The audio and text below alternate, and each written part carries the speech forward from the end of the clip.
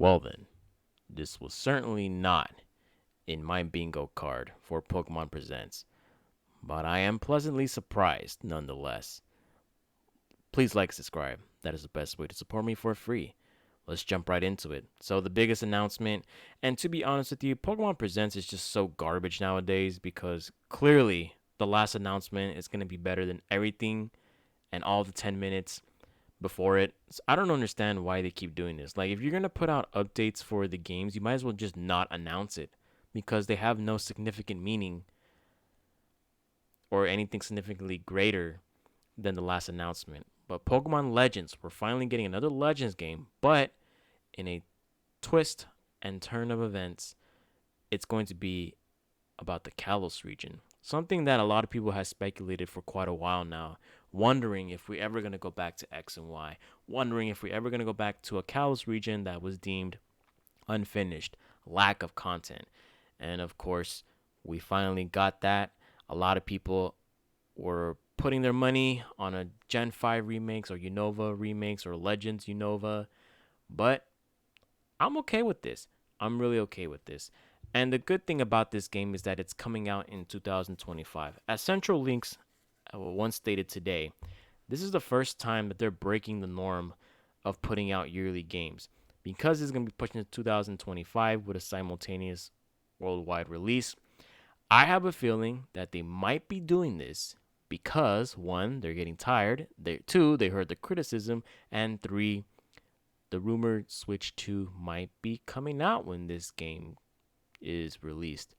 So I'm finally glad that they understood their mistakes. They cannot be pushing out yearly games because the quality has been pretty bad. And I'm pretty sure, the multi billion dollar company that Pokemon is, I'm pretty sure that they've heard the criticism. They've seen the nasty reviews that people have given about their most recent games. Outside of Legends Arceus, ever since the introduction of Generation 6 and Oras, of course, I give Oras and Legends a very high regards, and somewhat Generation 7, depending on how you view the direction of the franchise at that point in time.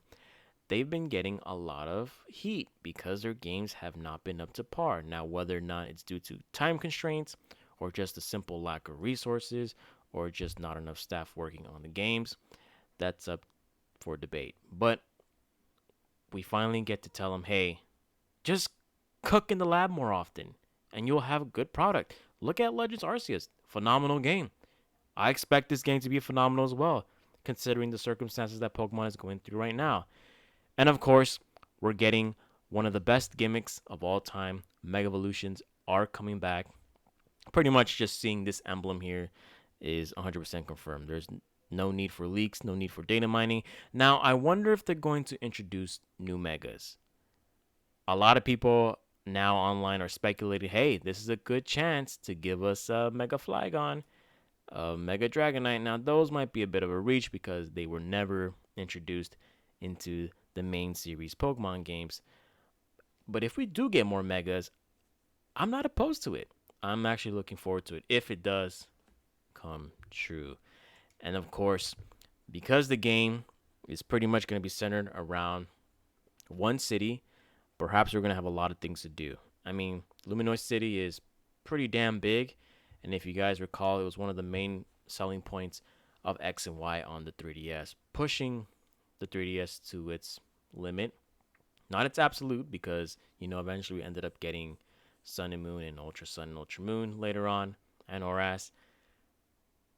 But I really do hope we get to see maybe a story in which, there's the ultimate weapon, the war that happened 3,000 years ago, King AZ, his Floette and all that stuff. I wonder if we're going to see, an opportunity of Lumino City being built from the ground up as we go through the story. Can you imagine where you start off from scratch and then let's say you 100% the game, the city is built to its actual futuristic look? That'd be pretty cool.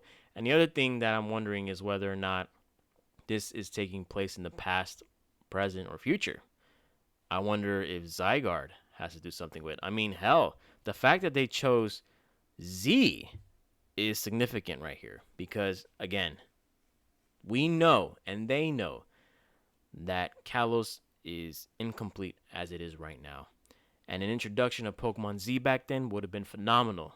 Expand the story of Zygarde. How is Zygarde an important Pokemon in Generation 7 to a certain extent, but it was forgotten in Generation 6? It doesn't make any sense, especially seeing how you can get different forms of Zygarde in Generation 7.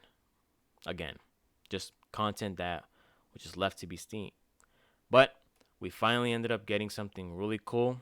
I guess Unova remakes are not coming. Definitely not coming this year. They're not coming next year. Maybe 2026. Who knows?